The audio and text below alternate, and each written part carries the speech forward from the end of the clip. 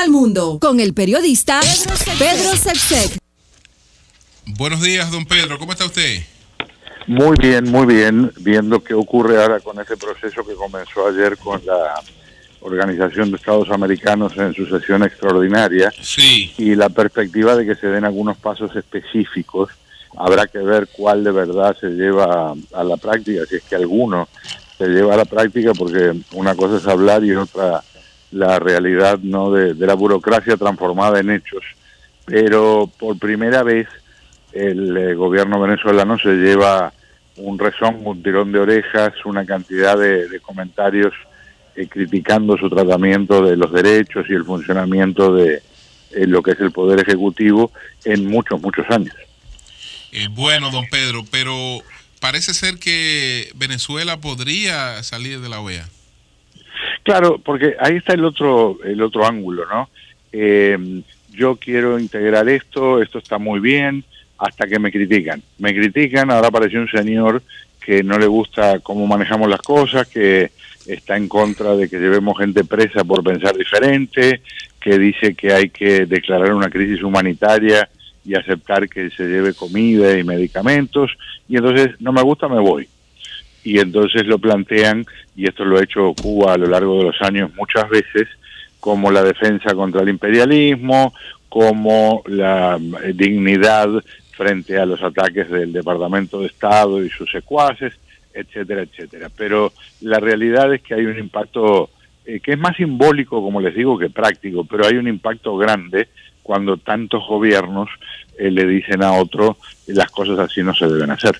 Don Pedro, parece que los organismos internacionales en esta coyuntura tienen menos relevancia. Tenemos, por ejemplo, el fallo de la Corte contra China con su diferéndum territorial con Filipinas, donde China no acata esa decisión. Tenemos este tema, por ejemplo, de la Organización de Estados Americanos. Realmente hay una ruptura con lo que fue el postulado y la firma de la Carta Democrática en Venezuela. Y los países están más pensando en sus intereses particulares que en posiciones de principio colectiva.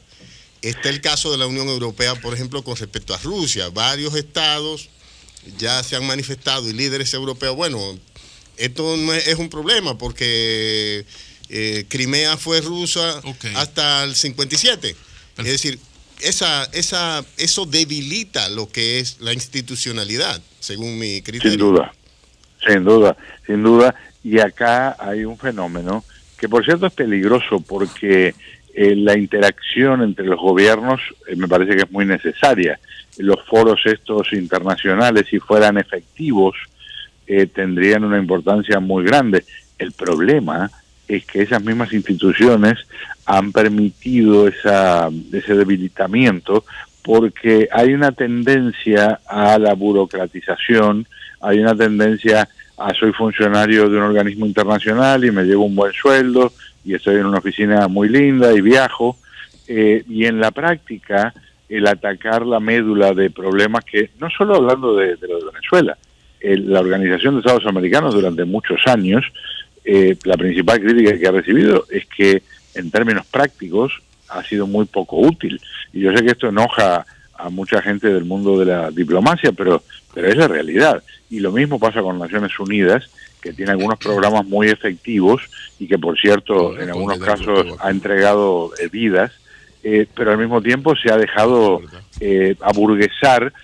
Cuando hablo de esa forma hablo no del concepto político, sino, vamos a decir, transformar en gente de escritorio que no resuelve las cosas que ocurren en el terreno. Sí, Melton. Sí, don Pedro. ¿Usted cree que Marco Rubio, el senador, tiene alguna razón con advertirle a la República Dominicana, Haití y a otras naciones de que si no votan por en contra de Venezuela se les reduce la ayuda? Bueno, primero que él no puede decidir eso. Él puede tratar de influir en eso, pero ese es el tipo de amenaza que en realidad no tiene mucho músculo, porque el que decide eso es el Poder Ejecutivo y él está en el Senado. Ahora, puede influir y, desgraciadamente, en el territorio de la política, Esto es como dicen en la guerra y en el amor todo vale. Bueno, se olvidaron de mencionar la política, donde ahí el asunto es todavía más complicado. Entonces, yo comprendo el concepto de poner presión. No creo que sea el ideal hacerlo públicamente. Claro. En todo caso, si el senador Rubio quiere poner presión, siempre tiene el recurso de llamar a la Cancillería de cada uno de sus países y decirle, mire, yo les garantizo que puedo hacer todo lo que esté a mi alcance para ayudar si ustedes votan así, y también les digo, voy a hacer lo posible por oponerme si votan en contra. Claro. Decirlo públicamente me parece que es un tiro que sale por la culata. Sí, precisamente, don Pedro, como usted está allá donde se cocina el sancocho, quería hacerle la siguiente pregunta.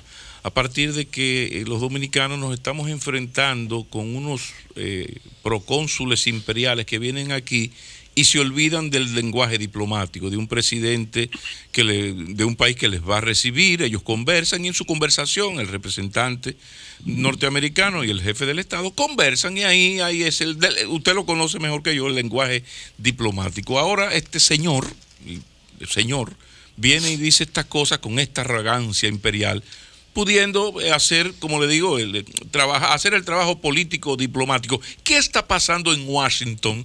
Que ellos en los últimos años tienen con nosotros una actitud de venir, por ejemplo, hubo un embajador que gracias a Dios se fue, que él iba a los medios, se reunía con la prensa y con los empresarios dominicanos y daba un discurso nacional citando todas nuestras vergüenzas, ¿no? Como si fuera el embajador dominicano a la CNN a contar los asesinatos de los norteamericanos, las barbaridades del Departamento de Estado.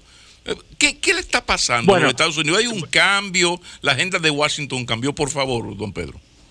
Bueno, ahí hay un elemento muy interesante porque fíjense, hay algunas cosas que han cambiado ahora recientemente con el lenguaje y el nuevo gobierno ha sido muy brusco. Y ha sido brusco al barrer. Ahí le ha tocado a cuánto grupo, a cuánto país, a cuánta organización usted ponga sobre la mesa. Lo curioso es que eso ya pasaba, y ahora que usted menciona el caso dominicano, durante la administración de un presidente que está en el otro polo del actual presidente. Entonces, puede ser, y no me atrevo a asegurarlo, pero puede ser que en el Departamento de Estado están cada vez teniendo más influencia los políticos que los diplomáticos. El Departamento de Estado es un lugar que tradicionalmente durante mucho tiempo se basó en una estructura muy sólida de funcionarios de carrera que practican la diplomacia.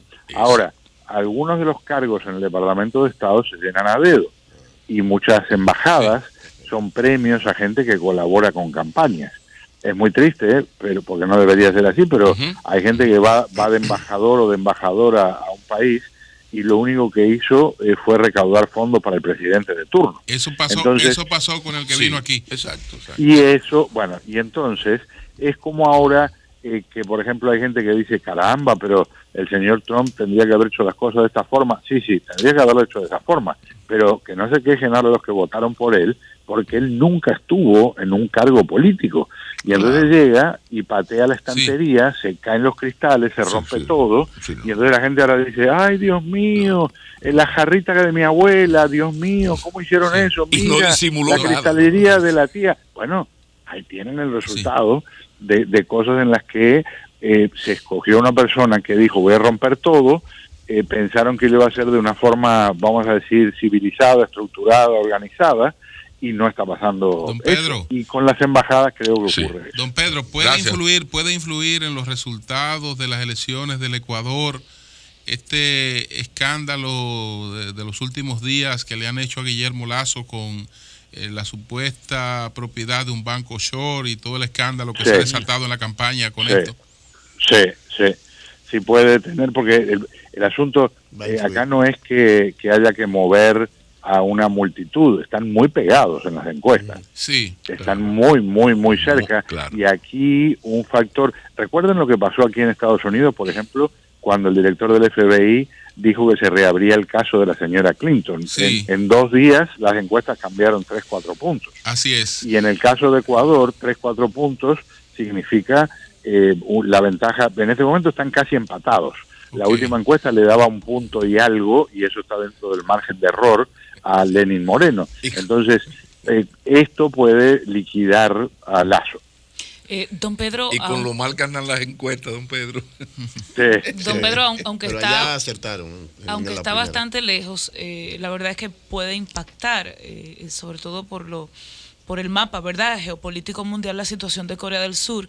Ya el pasado lunes formalmente la Fiscalía dijo que iba a pedir que fuera apresada la presidenta ya destituida, y la acusación formal es de corrupción, de coacción, de abuso de poder, de sobornos y de revelar secretos de Estado a una amiga.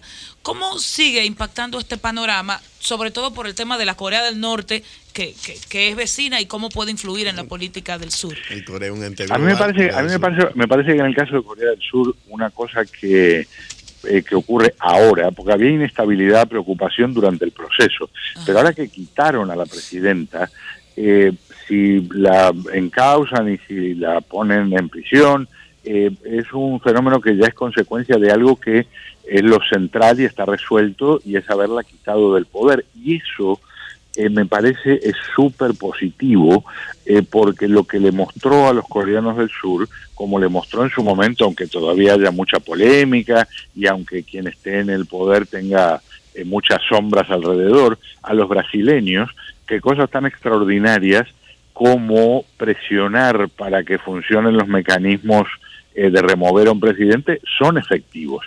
Entonces, yo creo que Corea del Sur ha ganado en solidez por el hecho de haber enfocado de una forma democrática, de una forma legalista, este proceso que llevó a que la presidenta desaparezca. Ahora, si ahora este proceso sigue como está siguiendo, y si ella termina presa, bueno, que cumpla lo que tenga que cumplir. Y si la juzgan, la encuentran inocente, bueno, las cosas se dieron de esa manera. Pero lo fundamental, que es que alguien que se estableció que cometió actos de corrupción pierda nada menos que la presidencia del país, me parece que es una inyección muy buena para los músculos de la democracia allí.